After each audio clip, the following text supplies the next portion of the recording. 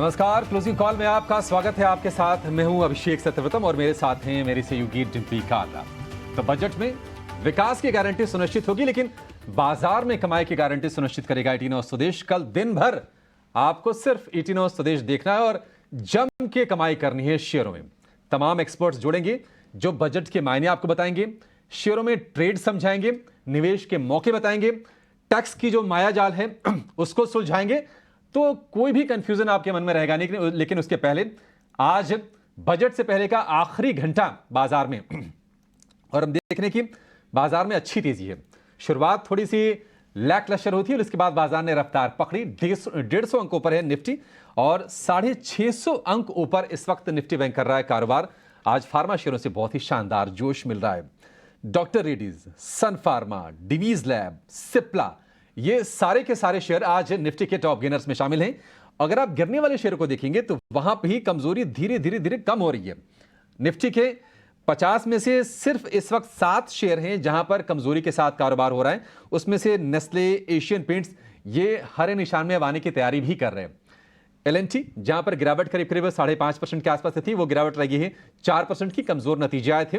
Margin और EBITDA यानी कि कामकाजी मुनाफा अनुमान से थोड़े से कमजोर आए थे, इसके चलते हम वहां पर प्रेशर देख रहे हैं। लेकिन आज ब्रॉडर मार्केट का मूड भी बहुत ही शानदार आज में देखने को मिल रहा है।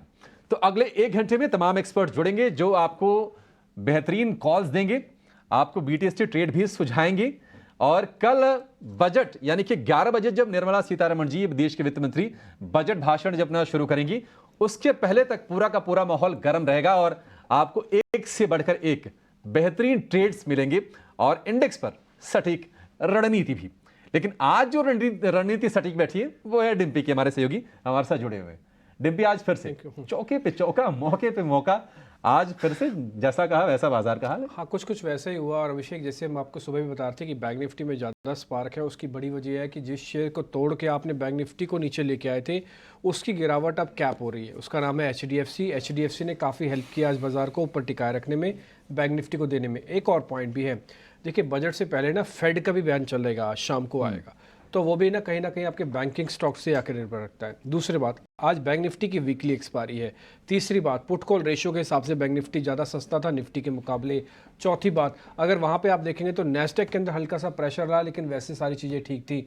तो कुल मिला के आपने जो बैंक निफ्टी वाले सारे पॉइंट्स देखे जो आपके काम आए। मैं उम्मीद करता हूँ ये 650 पॉइंट और सुबह की गिरावट थी करीब 200 पॉइंट, जब हमने आपको डंके की चोट पे कहा कि 45,000 का स्टॉप लॉस लगाओ और यहाँ पे आप रखो। हो सकता है आपको 700-800 पॉइंट एक ही दिन में दे दे, और कुछ वैसा ही होता हुआ दिखा है। 46,000 के ऊपर देख के अच्छा लग रहा है। लेकिन मैं फिर से बोलूँगा, कल बजट डे है, इंटीरियम बजट डे है, वॉलेटिलिटी चरम पर है, स्विंग बहुत जोर से होंगे। थोड़ा सावधान रहिएगा और थोड़ा सचेत रहिएगा, कम वॉल्यूम के साथ काम कीजिएगा।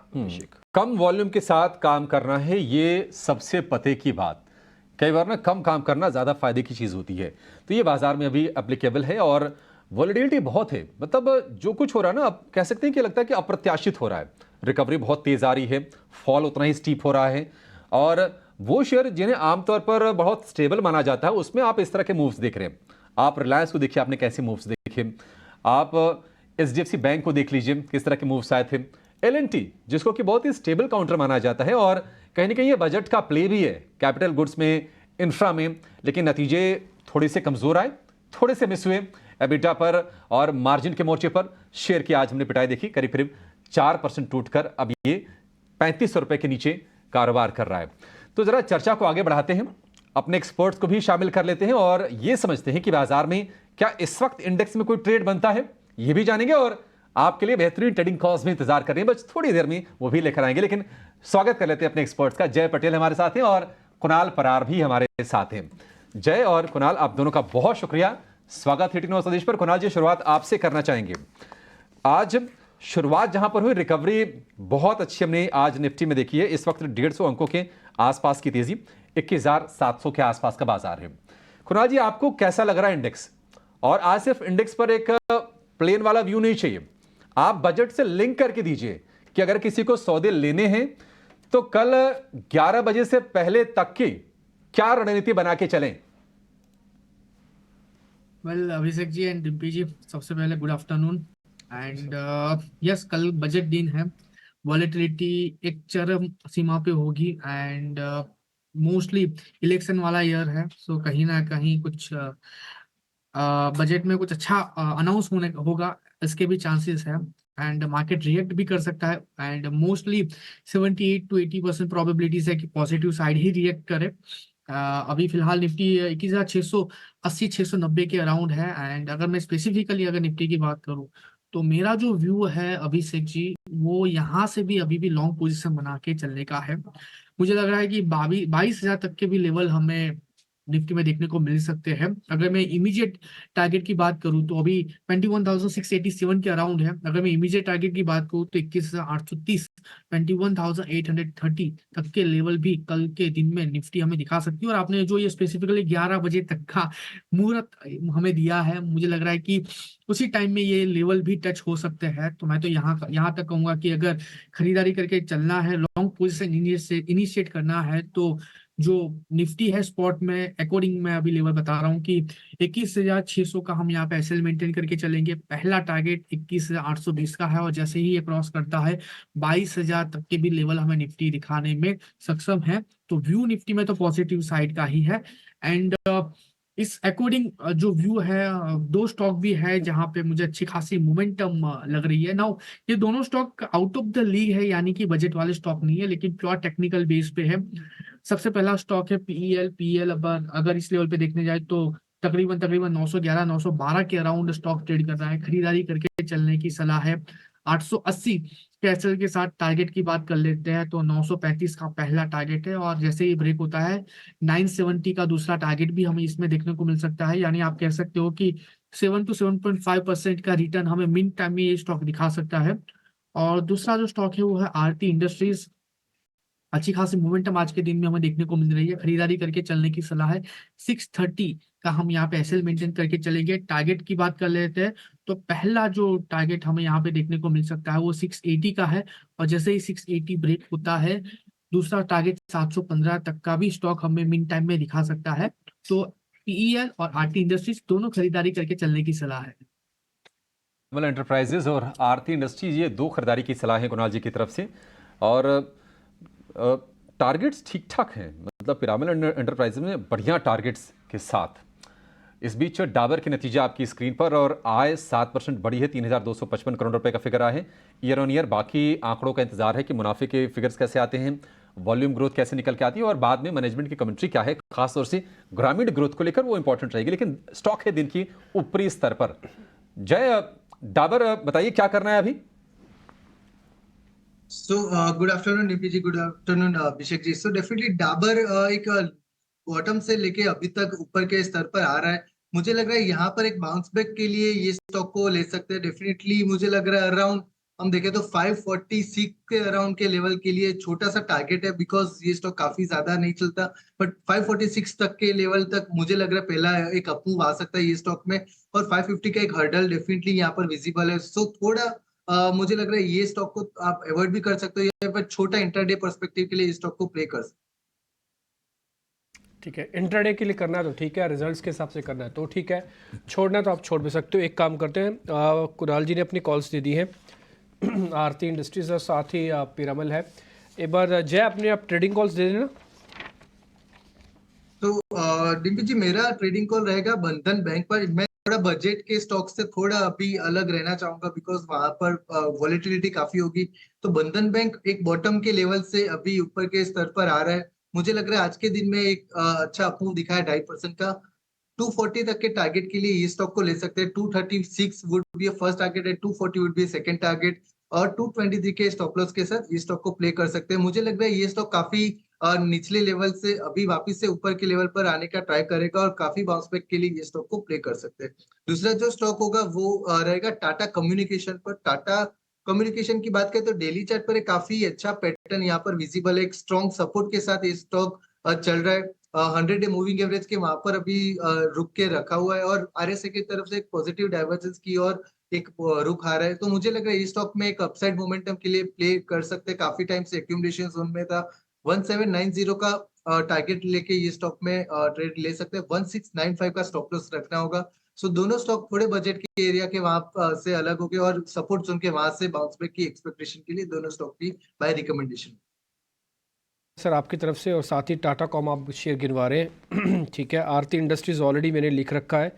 कुणाल परार का वापस से दिखाओ सारे स्टॉक्स, कहीं मिस हो जाए किसी से तो पता लग जाएगा ना। आरती इंडस्ट्रीज़ है, इसके अलावा सर का शेयर है पिरामिल, ठीक है जी, पिरामिल एंटरप्राइजेस। ये शेयर ना बड़ा इंटरेस्टिंग है, पिरामिल एंटरप्राइजेस, ध्यान रखिएगा। ये पिरामिल ना दो हिस्सों में बटा हुआ। पिरामिल एक फार्मा है, वो फार्मा का बिजनेस चला गया। पिरामिल जो एंटरप्राइजेस में हाउसिंग फाइनेंस का बिजनेस है, कल हाउसिंग फाइनेंस को लेकर इंपॉर्टेंट अनाउंसमेंट आ सकती है, ऐसा अलग अलग रिपोर्ट्स बता रही है। अफोर्डेबिलिटी को लेकर आ सकती है। इसका नेटवर्क अब सिर्फ मुंबई नहीं है, मुंबई के बाहर भी है, पैन इंडिया वाली कंपनी है ये। तो ये शेयर इंपॉर्टेंट है, ध्यान रखने वाला है। थोड़ा ज़्यादा चला हुआ भी नहीं है।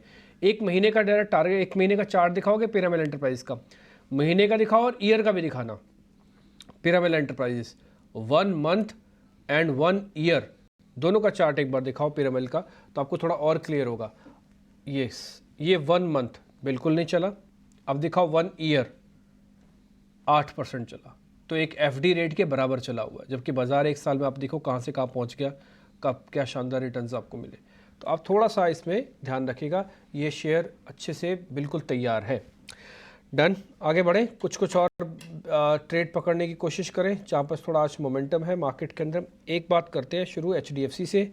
जय पटेल, मेरे को एक चीज़ बताइए, एचडीएफसी के अंदर मैंने सुबह रत्नेश से पता किया था कि मान लीजिए हमने एचडीएफसी की गुल्लक बनाई है और मेरे को 5 इंस्टॉलमेंट्स डालनी है। फर्स्ट इंस्टॉलमेंट 20% की थी, से मेरे को 1 लाख रुपए लगाना, तो 20,000 रुपये डाल दिए। तो उन्होंने कहा हाँ डाल दो। आप भी यही राय देते हो कि मेरे को 1 लाख एचडीएफसी में डालना है, 20 रुपये यानी कि 20,000 में आज डाल देता हूँ। मैं 4 इंस्टॉलमेंट्स अभी लेके बैठा हूँ, मैं मौका देख के डालूंगा, तो एक डाल दूँ सर आज ही? सो बिना हिचकिचाहट के आप अभी 20% ऑफ द कैपिटल डाल सकते हो, बिकॉज ये स्टॉक काफी और नीचे के जोन से काफी ऊपर आने का ट्राई कर रहा है और अभी बहुत नीचे के लेवल में, तो अभी के लिए डेफिनेटली फ्रेश इंस्टॉलमेंट ले सकते हो। और मुझे लग रहा है ये कोई भी डीप है अराउंड 1425 के अराउंड आए तो दूसरा 20,000 का रुकान वहां वापिस से करना चाहिए। ठीक है, अब मेरे साथ एक ऑप्शंस के चैंपियन बताने के लिए आदित्य अरोड़ा भी जुड़ गए हैं, उनका भी स्वागत करके फटाफट से ऑप्शंस का चैंपियन भी लेते हैं।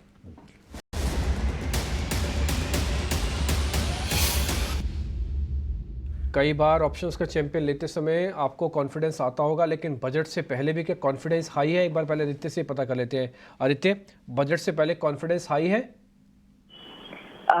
डिम्पी जी, मैं कहूँगा बजट एकदम अनप्रेडिक्टेबल होता है, बट उसमें से हम थोड़ी प्रोबेबिलिटीज चुन सकते हैं। ठीक है, तो उस तरीके से मैं देखना चाहूंगा। तो फिर बताइए कौन सी प्रोबेबिलिटी आपको ठीक लग रही है, कैसे आएगा पैसा? देखिए, मुझे मारुति में बुलिश प्रोबेबिलिटी अच्छी लग रही है, क्योंकि ऑटो में काफी आउट परफॉर्मेंस देखने को मिला आपको, टाटा मोटर्स से, आयशर से, बजाज ऑटो से। अब शायद मारुति की बारी है, तो उसमें एक बुलिश स्ट्रैटेजी बनाएंगे। 10,200 का कॉल बाय करेंगे 270 के साथ, प्राइस चल रहा है अभी। स्टॉप लॉस लगाएंगे 220 और टारगेट रहेगा 320। मैं कहूँगा बहुत एग्रेसिवली नहीं ले इसको, एक माइल्ड ट्रेड या फिर कंजर्वेटिव ट्रेड की तरह ले, क्योंकि कल बजट है तो मूवमेंट बड़ी हो सकती है। But I have positive bullish bias in Maruti. Done, इसके नंबर्स भी आने हैं इनफैक्ट मारुति के, और उससे पहले थोड़ा चला भी हुआ अभिषेक ये, और 10,200 की जो कॉल है। एक और चीज़, ना केवल नंबर्स आने हैं बल्कि इसके सेल्स के नंबर भी आएंगे 1 तारीख को, बजट के साथ साथ ही, है ना। तो ये थोड़ा सा एक शेयर है नोटिस करने वाला। 10,000 को अच्छे से टिका रहा है। 10,200 का आपकी कॉल है, इसको प्लस करेंगे 270 में। थोड़ा एक्सरसाइज प्राइस ज़्यादा है, यानी कि जहाँ पर आप ट्रेड कर रहे हो, तो इसलिए लॉट थोड़े कम कर लेना, ठीक है। तो 220 का आपका एक स्टॉप लॉस बनेगा और 320 का टारगेट है। 2500 का तो कम। अच्छा, रिस्क नॉट 1:1 है क्या आदित्य? हाँ जी, 1:1 का रिस्क रिवॉर्ड लिया है। एक कंजर्वेटिव ट्रेड है विद पॉजिटिव बायस। बहुत एग्रेसिवली बुलिश नहीं हूँ मैं, कंजर्वेटिवली बुलिश हूँ। ठीक है, तो कंजर्वेटिव का मतलब है कि आपको वॉल्यूम कम करना है। कंजर्वेटिव का मतलब है कि जैसे प्रॉफिट आए तुरंत प्रॉफिट को बुक करो। प्रोबेबिलिटी टिल्ट है पॉजिटिव ऊपर आने का, इसलिए 1:1 का रेशियो होगा। अगर आपको नहीं जमता भले आप छोड़ भी सकते हो, हाँ आदित्य, लेकिन अपने को ये सामने ट्रेड मिल गया है तो आप इसको नोटिस कर लीजिएगा। तो आदित्य बहुत शुक्रिया, थैंक यू वेरी मच ये ट्रेड बताने के लिए। अभिषेक, ठीक है, मारुति पर ये ट्रेड, मारुति तो हमारे बड़े जो एक्सपर्ट्स हैं उनके बजट के पिक्स में भी शामिल है, लंबी अवधि के लिए भी ठीक है, तो उस लिहाज से भी आप इसको कंसिडर कर सकते हैं। कि परसों आशीष कपूर जुड़े थे, उन्होंने ये शेयर बताया था, लेकिन नतीजों का सीजन चल ही रहा है। आज पीवीआर ने अपने नतीजे जारी किए, पीवीआर आइनॉक्स ने, और नतीजों पर बातचीत करने के लिए कंपनी के एमडी अजय बिजली साहब हमारे साथ जुड़ गए हैं। अजय सर, बहुत शुक्रिया आपका समय देने के लिए। स्वागत है टी9 स्वदेश पर। अगर हम नतीजों की बात करें सर, तो रेवेन्यूज हम देख रहे हैं कि 64% बढ़े हैं, 940 करोड़ से बढ़कर 1546 करोड़। लेकिन नेट प्रॉफिट हम देख रहे हैं कि 19% गिरा है, 16 करोड़ से घटकर 13 करोड़, और मार्जिन हम देख रहे हैं कि स्टेबल सा है। तो ये जो आय बढ़ी है, प्रॉफिट लेकिन गिरा है, इसको जरा आप समझाएंगे सर, आखिर ऐसा क्यों हुआ?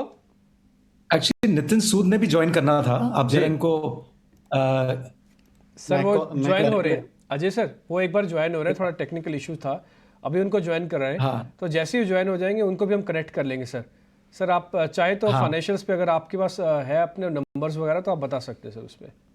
हाँ, सो फाइनेंशियल्स इस वक्त तो मेरे पास नहीं है जो ठीक है। आप तो कह सर रहे मैं हैं। ना अगर आपने फाइनेंशियल से overall मैं business सूद साहब की वेट कर लेता हूँ, जैसे वो आएंगे तो मैं उनसे जरा फाइनेंशियल्स पता कर लूँगा। बिजली जी मेरे को एक ना और चीज़ मेरे को बताइए जरा, क्योंकि अब आप ने अच्छा कंपनी बन गए हैं और आपके अब कंपटीशन भी काफ़ी कम है, ग्रोथ भी काफ़ी अच्छी हो रही है। मेरे को जरा एक्सपेंशन के बारे में बताएंगे सर, कैपेक्स के बारे में। टिपिकली कैपेक्स कितना करना है और कितना हो सकता है आगे चल के? तो इस साल हमने 160 स्क्रीन्स खोलने की गाइडेंस दी थी, जिसमें से 97 हम ऑलरेडी खोल चुके हैं। इसमें 33% 32 स्क्रीन्स नॉर्थ में हैं और 27 हमने 26 अपनी साउथ में खोली हैं। तो अराउंड 600-700 करोड़ का रफली हमारा कैपेक्स है जो हर साल लगता है, और इस तरह की ही गाइडेंस हमारे अगले साल के लिए भी अराउंड 150 ऑड स्क्रीन्स हम हर साल खोलेंगे।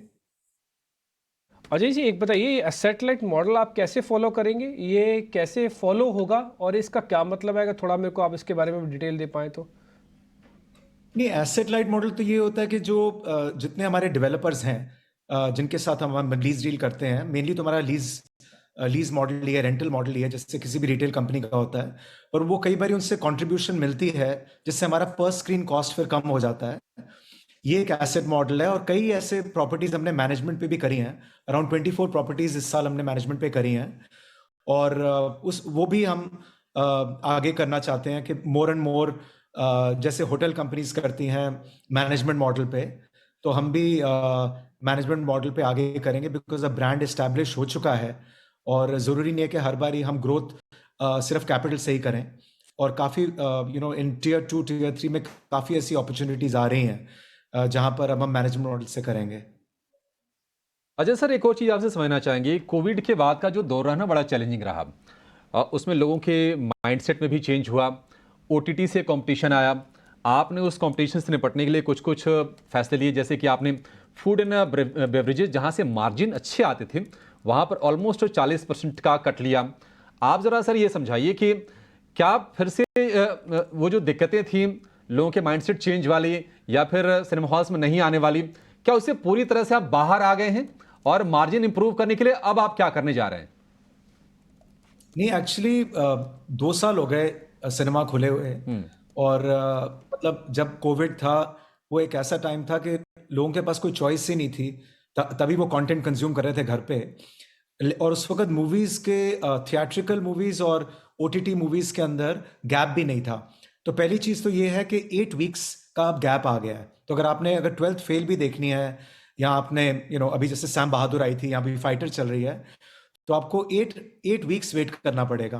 तो जो इंडियन कंज्यूमर है उसको मूवी गोइंग का इतना शौक है कि वो 8 हफ्ते वेट नहीं करता, वो पहली पिक्चर देखने आ जाता है। तो पहली चीज तो ये है कि उससे हमें काफी बेनिफिट मिल रहा है।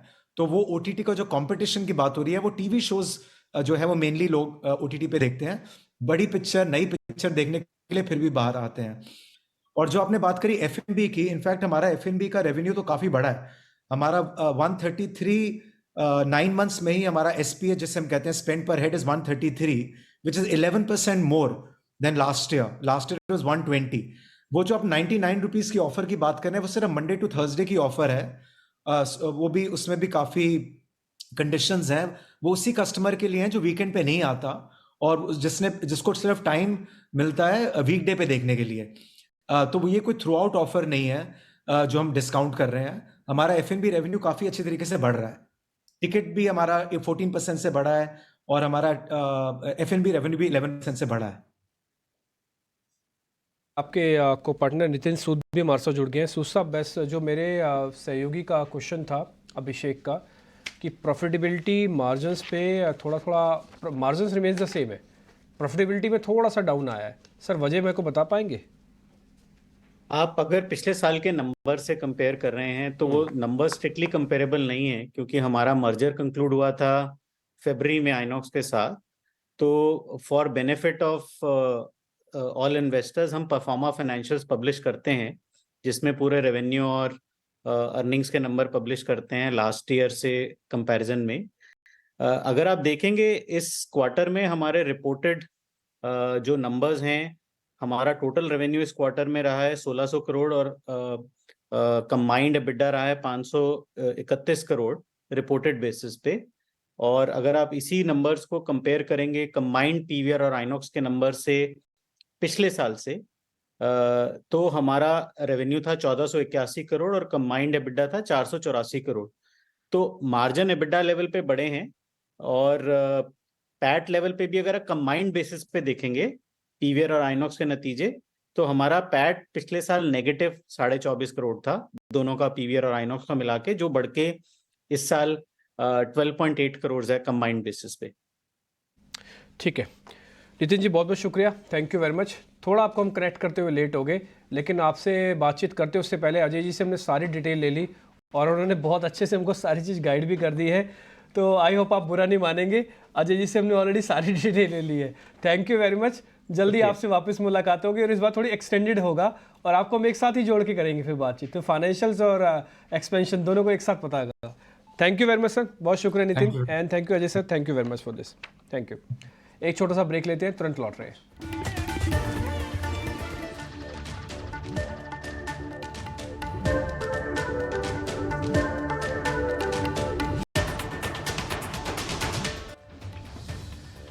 बाजार में शानदार तेजी है, निफ्टी 160 अंक ऊपर है, माहौल बढ़िया है।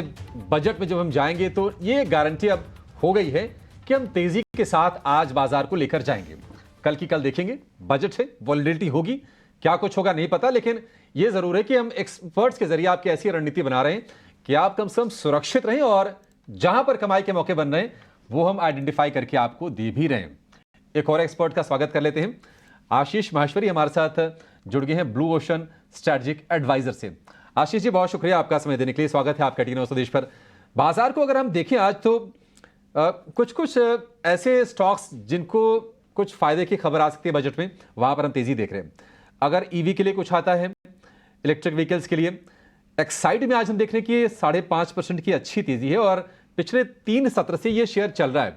500 रुपये भाव इसका चेक कर लेंगे, बढ़िया तेजी बनी है। आशीष जी बताइए, एक्साइड एक प्ले हो सकता है और इसको क्या अभी भी खरीद सकते हैं क्या?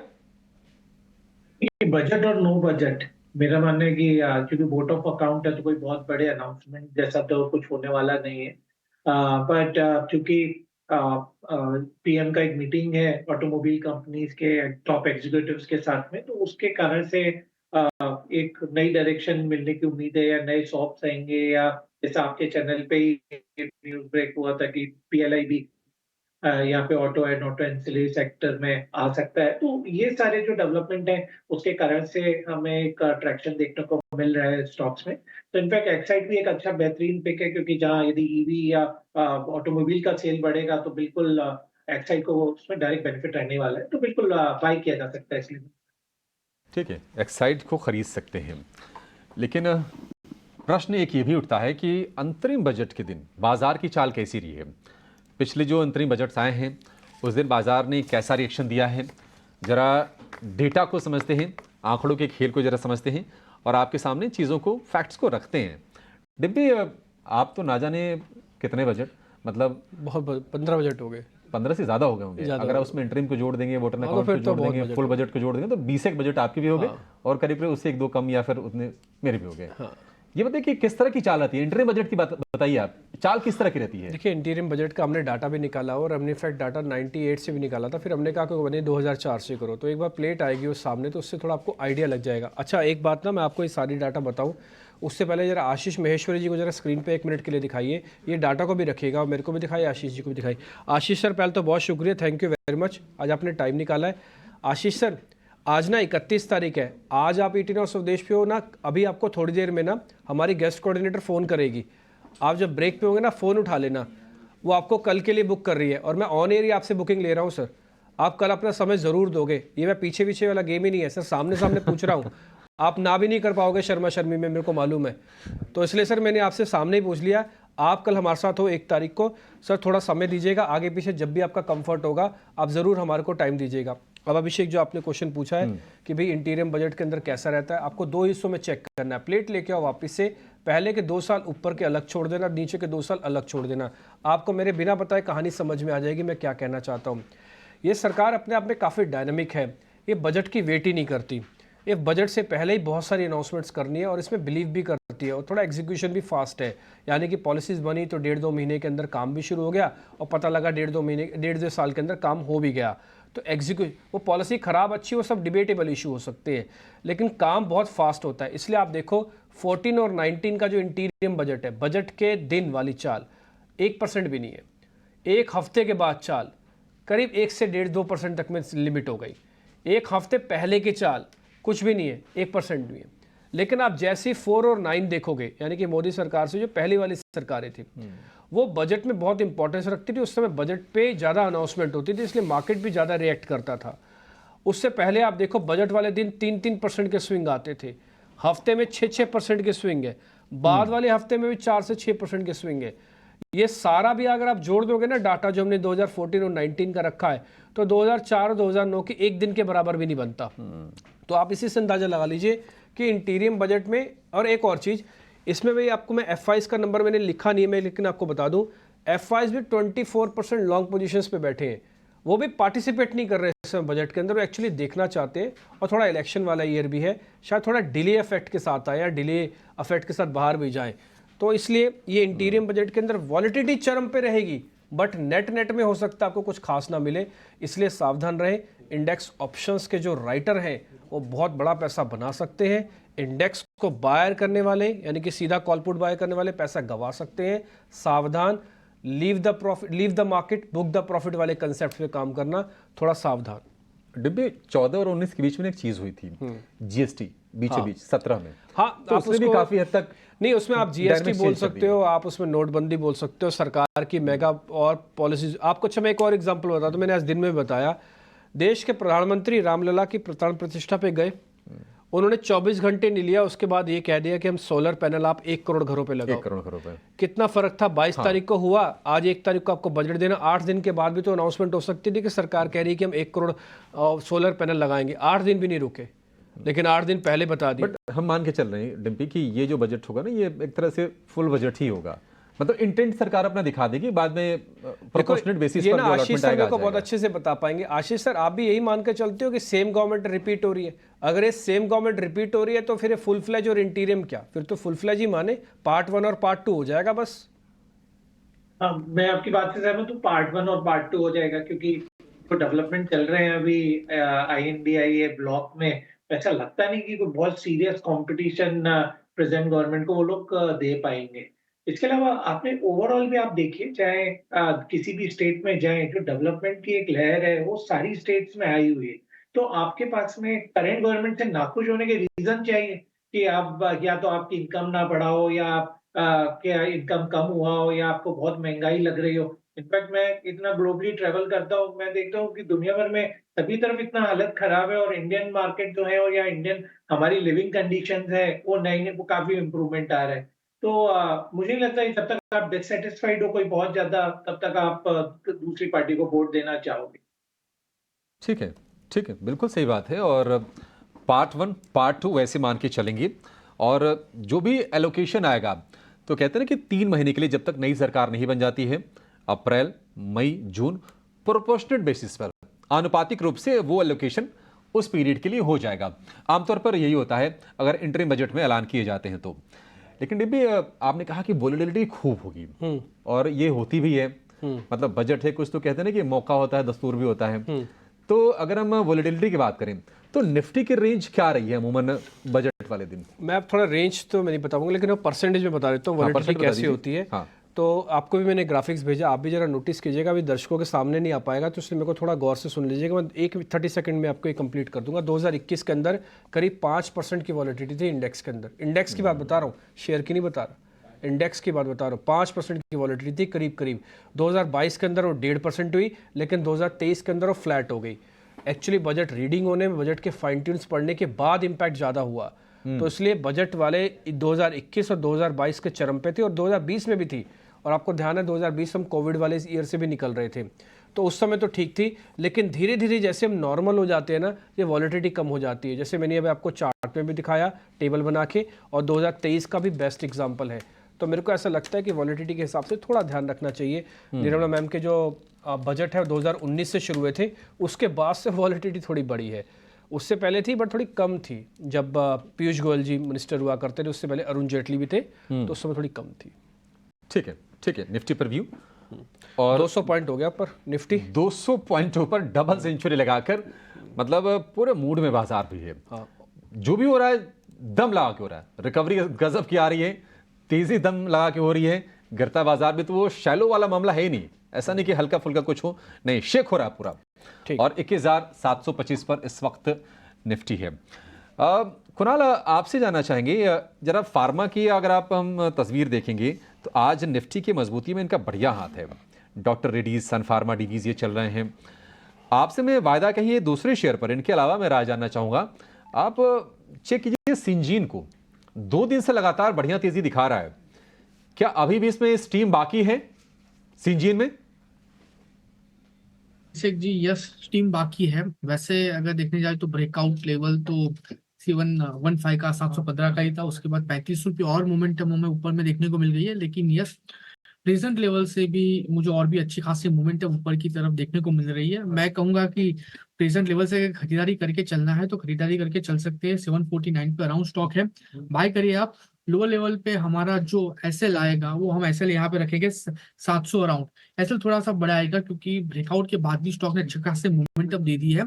सो 700 के एसएल के साथ खरीदारी करके चलिए। पहला टारगेट 790 का है, 790 का, और जैसे ही 790 क्रॉस होता है अभिषेक जी, ये स्टॉक वन वे हमें ऊपर में 850 तक की भी रैली दिखा सकता है, जो उसका प्रीवियस टॉप था। यानी कि आप कह सकते हो कि 13 से 14% का भी रिटर्न हमें स्टॉक आने वाले दिनों में दे सकता है। तो बट ऑब्वियसली सिंजिन खरीदारी करके चलिए 700 के एसएल के साथ। क्लाइंट्स के पास भी है Syngene?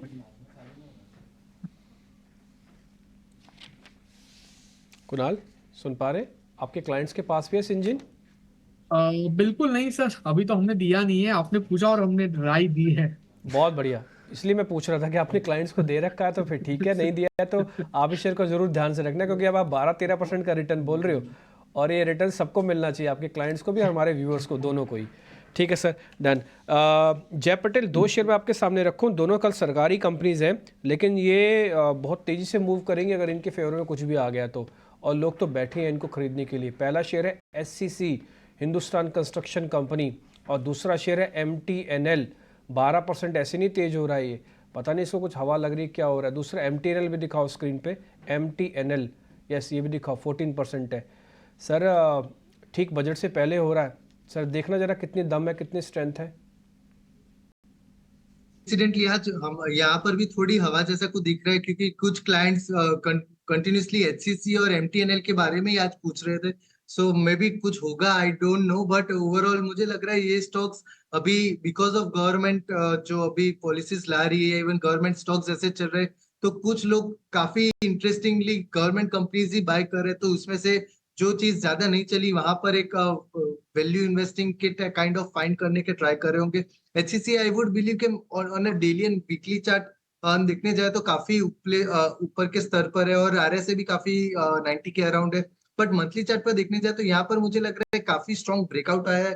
On a monthly chart 41 के लेवल के पार ये स्टॉक जा चुका है, और हम देखें तो 2017 का और इवन 2014 का लेवल ये स्टॉक ने आज के दिन में पार किया है। तो मुझे लगा यहाँ पर अपसाइड 65 तक पहली मुझे टारगेट एज अ टारगेट के पॉइंट ऑफ व्यू से लग रहा है HCC आ सकता है।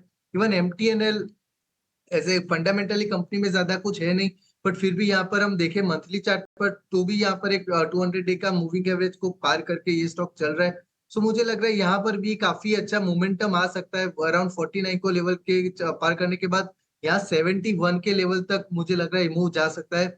Although I don't back this move, but मुझे लग रहा है ये स्टॉक डेफिनेटली रिटेल इन्वेस्टर्स के पॉइंट ऑफ व्यू से बहुत अच्छे मोमेंट के लिए आ जा सकता है। TNL और HCC कमाल की तेजी रही है, और ये जो शेयर हैं ET Now स्वदेश पर, इनके भाव जब 15, 20, 25 रुपए थे तब से हम दिखा रहे हैं और चर्चा भी कर रहे हैं, और अब भाव आप देखिए कमाल की तेजी। अच्छा, एक काम कीजिए, HCC को और सुजलॉन को जरा एक साथ दिखाएंगे आप, एक साथ दोनों शेयरों को लेकर आएंगे, क्योंकि भाव बिल्कुल एक समान हो गए हैं दोनों के दोनों शेयरों के, 45 रुपए 90 पैसे 95 पैसे के आसपास, और एक साथ चले हैं, आपस में ऐसा कोई तालमेल नहीं है।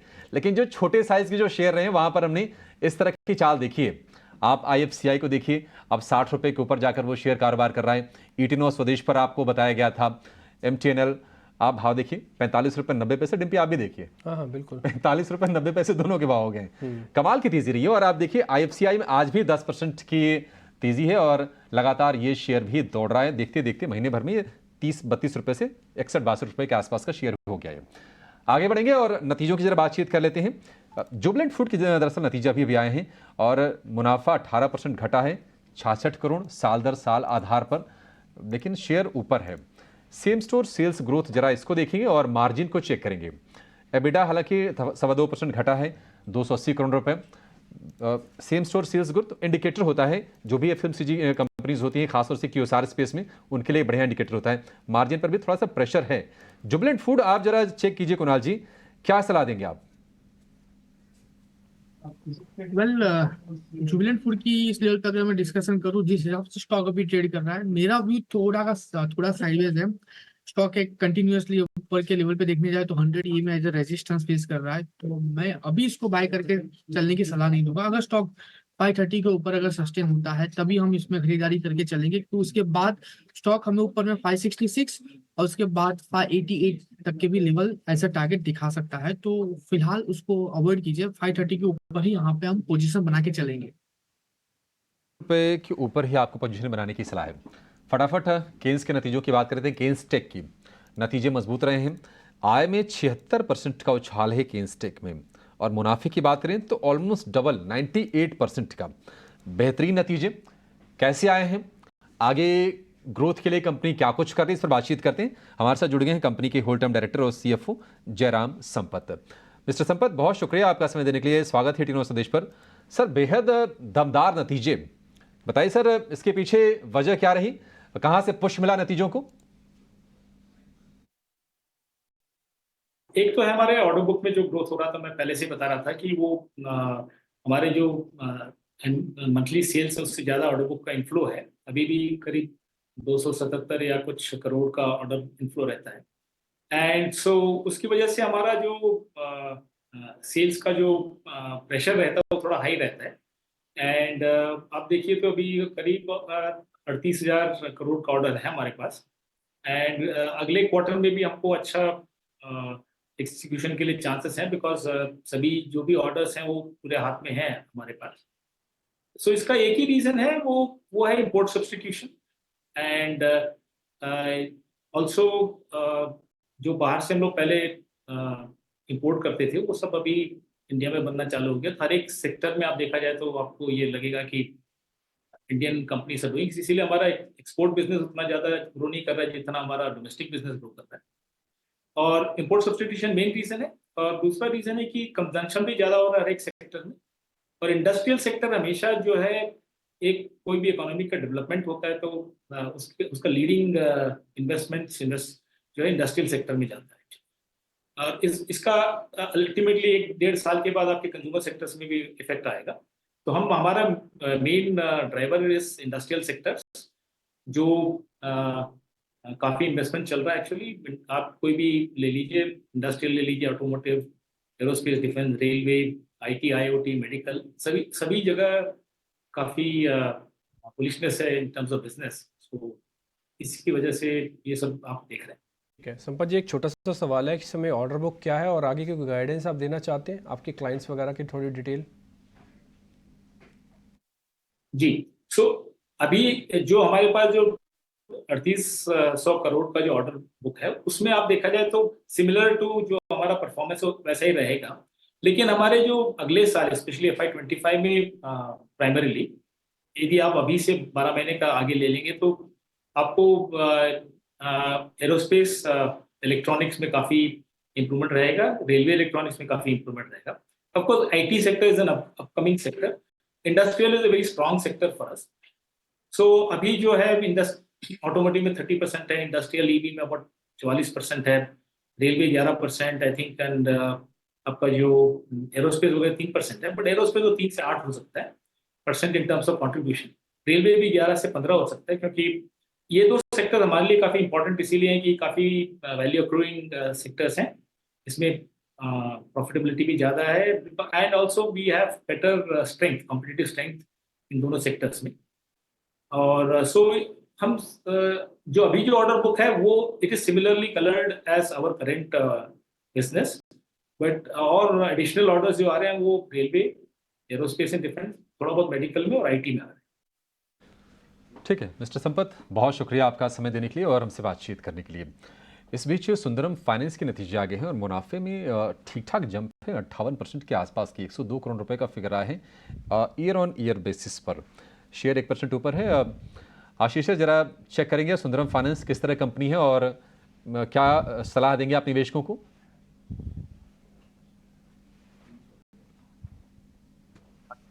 आशीष जी। जी, इनफैक्ट काफी बेहतरीन कंपनी है सुंदरम फाइनेंस, तो ब्लू चिप कंपनी है। और जैसे आपसे आप देख रहे हैं कि ऑटोमोबाइल सेक्टर में इनका एक जो मेजर लैंडिंग है उस सेक्टर में होता है, तो जैसे जैसे ऑटोमोबाइल सेक्टर की ग्रोथ हो रहा है सुंदरम फाइनेंस में नो डाउट ग्रोथ आता रहेगा। और जो सदर्न मार्केट है वहाँ पे तो उनका काफी बड़ा मार्केट शेयर है, बट ये स्लो एंड स्टडी स्टॉक्स है, बट फंडामेंटली काफी बेहतरीन है कंपनी और नतीजे भी काफी अच्छे आए हैं। आप तो देखिए 58% यदि मुनाफा ईयर ओवर ईयर बढ़ता है तो ये शो करता है कि कंपनी क्या अपने मार्जिन को मेंटेन कर रही है और उनके जो फ्रेश डिसबर्समेंट है उसमें भी काफी ग्रोथ है। तो मैं बुलिश हूँ इस काउंटर को लेके, बट जो लंबी अवधि के निवेशक हैं वो ही स्टॉक में निवेश करें, क्योंकि वो लिक्विडिटी स्टॉक में ट्रेडिशनली थोड़ी कम रहती है, तो ट्रेडर्स के लिए स्टॉक नहीं है, निवेशक के लिए। ठीक है, सुंदरम फाइनेंस को होल्ड करने की सलाह है। कल नतीजे आएंगे टाइटन की, और पिछली जो तिमाही बीती है वो सीजनली अच्छी होती है टाइटन के लिए, क्योंकि शादियों का सीज़न होता है, त्यौहार पड़ते हैं, तमाम चीज़ मतलब जो अच्छी घटनाएं हो सकती हैं वो टाइटन को लेकर होती है। पिछली तिमाही में नंबर्स ठीक ठाक आने की उम्मीद है। रेवेन्यू में करीब 20% के आसपास के उछाल, मुनाफे की बात करें तो 22% के आसपास का हम ग्रोथ देख सकते हैं, और मार्जिन हालांकि स्टेबल सेट ऑफ नंबर्स रहेंगे, 12.25% से बढ़कर 12.5% के आसपास की। जय, आप जरा चेक कीजिए टाइटन और बताइए कि क्या कोई ट्रेड बन रहा है इसमें, नतीजों से पहले कुछ करना चाहिए? मुझे बाउंस बैक की उम्मीद डेफिनेटली है टाइटन पर, बिकॉज अभी भी देखे तो दिन के हाई स्तर पर वापस आने का ट्राई कर रहा है। सॉरी, जो दोपहर को 12:30 बजे के जो लेवल आए थे वहां पर वापस आने का ट्राई कर रहा है। 3720 को अगर पार कर लेगा ये स्टॉक तो उसके बाद मुझे लग रहा है वापस से ये स्टॉक में अराउंड 3850 तक के लेवल आ सकते हैं ऑन ए 1 और 2 day perspective. So Titan would be definitely, जैसे आपने बताया Q3 नंबर्स भी काफी बेहतरीन होते हैं और हिस्टोरिकली, सो मुझे लग रहा है ये इस बार भी काफी अच्छा रिटर्न आएगा। और जो भी बैड न्यूज है आई गेस डिस्काउंट हो चुका है, तो I will be positive and long buying करूंगा यहाँ ये स्टॉक में, और 3850 के टारगेट के साथ ये स्टॉक को ट्रेड लूंगा। आशीष सर, मैंने क्वेश्चन पूछते पूछते वो तो भूल ही गया कि आपका फेवरेट इस समय ऑब्जर्वेशन क्या है, कोई शेयर आप बताना चाहें जो आपको बजट से पहले या बजट के बाद भी आपको लगता है कि ठीक होगा। एक शेयर बता देंगे सर, उससे भी काम चला लेंगे हम।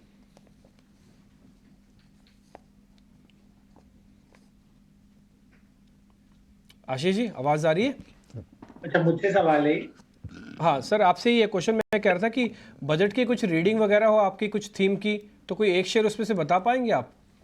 इनफैक्ट हम लोगों ने कोई ऐसा बजट का रिपोर्ट जैसा तो नहीं बनाया, क्योंकि एक नॉन इवेंट है हमारे हिसाब से ये, तो कोई अननेसेसरी उसके पॉइंट ऑफ व्यू से आप कोई बहुत ज्यादा प्रिडिक्ट नहीं कर सकते कि किस सेक्टर को लेके कुछ आएगा। और मैं आपकी बात से सहमत हूँ, सरकार को जब भी कुछ करना रहता है, कुछ अनाउंसमेंट करने रहते हैं, तो अभी बजट का इंतजार नहीं किया जाता। जहां तक दो स्टॉक्स की बात करें तो इनफैक्ट अभी आपके चैनल पे ही हम लोग अभी बात कर रहे थे, आप लोग HCC और MTNL का, इनफैक्ट इन दोनों स्टॉक पे ही मेरी बाय करने की सलाह रहेगी। अब रीजन ये है HCC के केस में यदि आप देखें तो इस बार उनका जो डेट का रिडक्शन है 5,000 करोड़ से कम होकर करीब 2,500 करोड़ रुपए का रह गया है और 13,000 करोड़ के आसपास का उनका एग्जीक्यूटिव ऑर्डर बुक है। तो one of the highest order book जो कॉन्ट्रैक्टिंग बिजनेस में है वो एचटीसी के पास में है। तो जो अभी मार्केट कैप कंपनी का है उसको देखते हुए मुझे लगता है अभी भी अंडर वैल्यूड है ये स्टॉक। और दूसरा जो एमटीएनएल है, मुझे लगता है कि यदि कुछ अनाउंसमेंट आना होगा बजट में तो इस सेक्टर को लेकर हो सकता है। और एमटीएनएल बीएसएनएल का मर्जर की बात है, एमटीएनएल के जो इनके पास लैंड बैंक है करीब 40,000 करोड़ का, उसको मोनेटाइजेशन को लेके कुछ डेवलपमेंट आ सकते हैं। तो जिसके कारण से आप देख रहे हैं इस स्टॉक में काफी गर्मी बनी हुई है और मुझे लगता है कि 3-3,500 करोड़ के मार्केट कैप पर एमटीएनएल में गलत जाने की संभावना कम है। तो बिल्कुल एमटीएनएल और एचटीसी दोनों पे बाय की सलाह है। सर बढ़िया हुआ सर, आपने इन दोनों शेयर से अपना कन्विक्शन भी बता दिया, हमने टेक्निकली भी पता कर लिया। ये शेयर के प्राइस अपने आप में बता रहे हैं, कंपनी का नेचर, कंपनी का काम, एससीसी। अब ये कंपनी, ये आपको ध्यान है, ये वहाँ पे चली गई थी एनसीएलटी के अंदर, वहाँ से रिकवर होके आ रही है ये कंपनी, गुलाब चंद जी की कंपनी है। और अगर आप मुंबई में हैं तो जो बॉम्बे का सी ब्रिज है वो भी इन्होंने ही बनाया है। तो कमाल का काम करती हैं। कहते हैं कि जहाँ पे कुछ ना बना पाए वहाँ पे गुलाब चंद जी को बुलाया जाता है और बताया जाता है कि आप बना दोगे, वो कहते हैं हम बना देंगे। ये कुछ ऐसा नेचर है। 11% ऊपर है।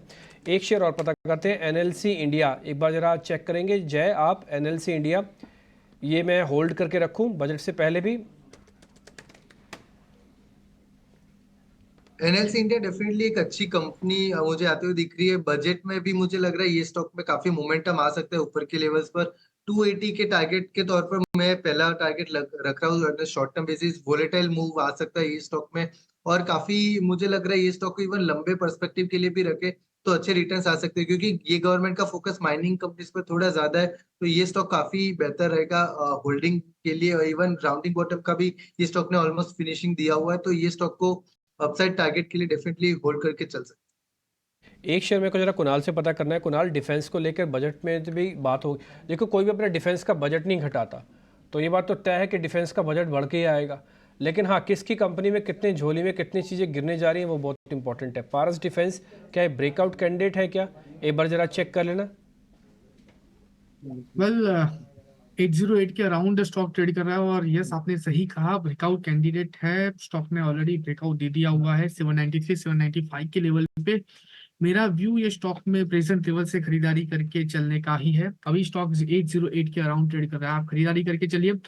लोअर लेवल पे जो एसएल हम यहाँ पे मेंटेन करके चलेगी 765 का रहेगा। टारगेट की बात कर लेते हैं, 840 का पहला टारगेट है जो इसका रिसेंट का टॉप है।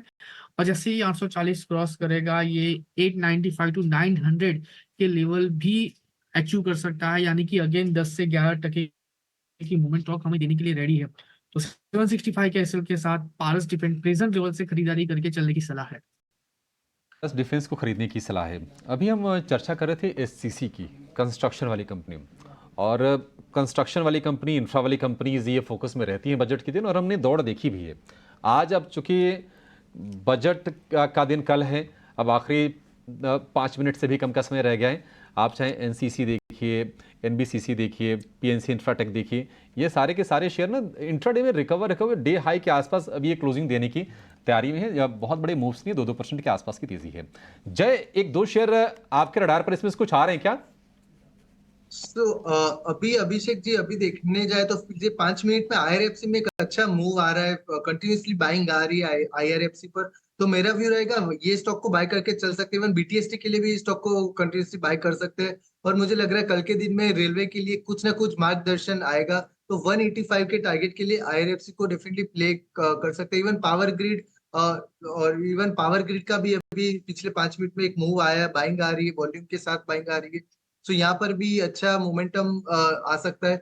और एज अ टारगेट के तौर पर मुझे लग रहा है ये स्टॉक में अराउंड 285 तक के टारगेट के लिए ये स्टॉक को प्ले कर सकते हैं। कल के दिन में डेफिनेटली वॉलेटिलिटी काफी होगी और रेलवे स्टॉक्स में भी काफी बज आ रहा है। आईआरएफसी जैसे बताया, आईआरसीटीसी भी दूसरा स्टॉक है जहां पर अभी मूवमेंट आ रहा है। सो ये स्टॉक्स में ध्यान रख के जाना होगा कल के दिन। ठीक है आशीष सर, ना एक चीज़ मैं आपसे एक शेयर के बारे में पता करना चाहता हूँ। आई होप आपके पास रिपोर्ट भी होगी, आपने पढ़ाई भी कर रखी होगी उसके बारे में। उस शेयर का नाम है एवरेस्ट कांटो सिलेंडर, EKC के नाम से मिलेगा वो शेयर, EKC एवरेस्ट कांटो सिलेंडर। ये टिपिकली सीएनजी के सिलेंडर्स बनाते हैं, गैस के सिलेंडर बनाते हैं, देश की नंबर 1 कंपनी है। बाद में जब कोविड आया तो फिर ऑक्सीजन के सिलेंडर भी बनाने लग गए। तो हमको ऐसा लग रहा है इसके प्राइसिंग को देखने के बाद कि 2023 का पूरा वनवास इसका ख़त्म होने जा रहा है शायद 2024 के अंदर। शेयर ने हालांकि 60% रिटर्न देके अपना बेस कंप्लीट कर लिया, लेकिन जहाँ से टूट के आया ना सर, वहाँ तक नहीं पहुँचा। ये शेयर 275 से टूट के आया है। सर आपकी स्टडी क्या कहती है इस पे, एवरेस्ट कांटो सिलेंडर्स पे? देखिए, फंडामेंटली तो कंपनी ठीक है, 25-30 करोड़ के आसपास का उनका कंसिस्टेंट हमने देखा जून सितंबर क्वार्टर में प्रॉफिट भी मेंटेन रहा, और लास्ट ईयर जो 75 करोड़ किया था, तो मुझे लगता है इस बार कम से कम 120 से 130 करोड़ तक का भी मुनाफा कंपनी कर सकती है। और काफी अंडर वैल्यूड है, क्योंकि मैं देख रहा हूँ मार्केट कैप से 1500 करोड़ रुपए के आसपास है, और जिस हिसाब से डिमांड एलपीजी और या सीएनजी सिलेंडर्स की बनी हुई है, और जो भी उनके पहले इश्यूज थे डेट रिलेटेड, या जो उन्होंने एक्सपेंशन इतना सारा चाइना में किया हुआ था, तो वो सब ओवर हो गए। मुझे तो अभी अट्रैक्टिव नजर आता है। मुझे लगता है स्टॉक 180 से 200 रुपए का भी लेवल बिल्कुल अचीव कर सकता है, और इस क्वार्टरली नंबर ये आने के बाद में उस डायरेक्शन में धीरे धीरे स्टॉक बढ़ेगा, तो किसी भी गिरावट पे ऐड किया जा सकता है। गिरावट पर ऐड करने की सलाह है। 1.5 मिनट से कम का समय रह गया है। अब ना तो कोई ट्रेड लेंगे, ना तो कोई निवेश की रणनीति समझेंगे, बाजार को अब क्लोज करने की तरफ बढ़ेंगे। 200 अंकों पर है निफ्टी, मतलब बेहतरीन सेशन आज कहेंगे। जहां से शुरुआत हुई थी वहां से अब देखिए 187-88 अंक ऊपर अभी भी निफ्टी कारोबार कर रहा है। और निफ्टी बैंक की बात करें तो वहां पर भी बढ़िया मोमेंटम। शुरुआत में बाजार नीचे था, अगर आप लोअर लेवल से देखेंगे तो 21,448 यानी कि करीब करीब 250 अंकों की रिकवरी हमने निफ्टी में देखी है। निफ्टी बैंक की बात करें तो 46,000 के बेहद करीब है, 600 अंकों का उछाल है। सेंसेक्स की बात करें तो सेंसेक्स में तकरीबन 550 अंकों के आसपास की तेजी। और हम शो की शुरुआत में चर्चा कर भी रहे थे कि हो सकता है कि शो खत्म होते हुए जो निफ्टी के गिरने वाले शेयरों की संख्या है वो कम हो जाए। सिर्फ 4 शेयर आज गिरावट पर बंद हो रहे हैं। एल&टी अपवाद के तौर पर छोड़ दीजिए, शेयर चला भी है, नतीजे थोड़े से एक्सपेक्टेशन से कमजोर आ गए, इसके चलते 4% टूट गया। अदरवाइज टाइटन के नंबर कल आएंगे, ये फोकस में रहेगा। बीपीसीएल और टाटा कंज्यूमर बस 50 में से 40 शेयर आज हरे निशान के साथ बंद हुए। फार्मा का जोश गजब करा हम, डॉक्टर रेड्डीज, डिवीज, सन फार्मा, सिप्ला ये शेयर चले हैं। ऑटो में भी आज अच्छी चाल हमने देखी है, मारुति में भी हमने तेजी देखी, टाटा मोटर्स, M&M ये शेयर आज चढ़ने वाले शेयरों की लिस्ट में शामिल रहे। अगर हम वायदा बाजार के शेयरों की लिस्ट को देखेंगे तो वोल्टास आज टॉप गेनर रहा, 7% के आसपास की बढ़िया तेज। एक्साइड, सिंजीन, इसके अलावा जो सरकारी बैंकों में पीएनबी और बीओबी में भी बढ़िया एक्शन आज के सत्र में हमने दिखा। एसआरएफ एक और शेयर रहा है जहां पर हमने बेहतरीन आज मजबूती देखी है। तो डिम्पी, बजट से पहले एक बढ़िया सत्र निश्चित तौर पर कॉन्फिडेंस तो बढ़ा के जाएगा। कॉन्फिडेंस भी बढ़ा के गया और काफ़ी हद तक डैमेज भी कंट्रोल करके गया जो एचडीएफसी की वजह से हुआ था। बाजार में पूरी तरह से कहते हैं प्लेग्राउंड तैयार है, पिच तैयार है। कल देखते हैं कि बॉलर्स हावी होते हैं कि बैट्समैन। अगर बैट्समैन हावी हुए तो कल में आप 22,000 भी देखेंगे, और अगर बॉलिंग हाई हुई तो कल में आप 21,300 भी देखेंगे। और चरम पे वॉलेटिलिटी होगी। कोई बड़ी बात नहीं है कि पहले एक की अच्छी बैटिंग हो फिर बाद में दूसरे की बॉलिंग अच्छी हो। कहने का मतलब कि बाजार तेज भी हो सकता है और कल में वीक भी हो सकता है। तो बी अवेयर, सावधान, वॉल्यूम कम रखें, शेयर्स को अच्छे से समझें और उसके बाद ट्रेड लीजिएगा। बहुत बहुत शुक्रिया आपका। एक और चीज, कल सुबह 7 बजे से आप 18 स्वदेश पे जुड़ जाइएगा। बिल्कुल, बजट की महा कवरेज बड़े धुरंधरों के साथ, बड़े एक्सपर्ट्स के साथ, इंडस्ट्री लीडर्स के साथ, इकोनॉमिस्ट के साथ। तो सबसे बड़ा पैनल होगा 18 स्वदेश पर। आपको बजट देखना है, समझना है और कमाई के मौके भी जानने हैं, और बजट के जो फाइन प्रिंट्स होते हैं, जो नेटिविटीज होते हैं, तो बिल्कुल बारीकी से उसका हम एनालिसिस भी करेंगे। बिल्कुल, और बहुत बहुत शुक्रिया, thank you very much. Ashish ji कल आप आ रहे हैं ना, आपने बोल दिया ऑन एयर। हाँ, एक बार दिखाना आशीष जी को, कहीं ऐसा ना कहीं ना है। ऐसा ठीक है ना? हाँ है ना? ओके बिल्कुल बिल्कुल ओके सर, लो थम्स अप भी हो गया। ओके हो गया। जय पटेल बहुत शुक्रिया, थैंक यू वेरी मच। कल आपसे वापस मुलाकात होगी, गेस्ट सामने लॉक हो गए। कुणाल जी बहुत बहुत शुक्रिया, थैंक यू वेरी मच। ये कल ना मैं आपका ये पिरामिड एंटरप्राइजेज मेरे को बहुत बढ़िया लग रहा है सर। मैं थोड़ा इसको रात को और स्टडी कर लूँगा, मैं आपको मैसेज करूँगा, आप पढ़ के जवाब दे देना मेरे को जरा। बहुत बहुत शुक्रिया sir, thank you very much. अच्छा लगा आपसे बातचीत करके, थैंक यू वेरी मच। कल की तैयारी करेंगे फिर आराम से, आप भी थोड़ा आराम कीजिए। छोटा सा ब्रेक हम ले रहे हैं, ब्रेक के बाद और कार्यक्रम तो चलते रहेंगे, लेकिन आप अच्छे से बजट की तैयारी करके कल हमारे साथ जुड़ जाइएगा। नमस्कार।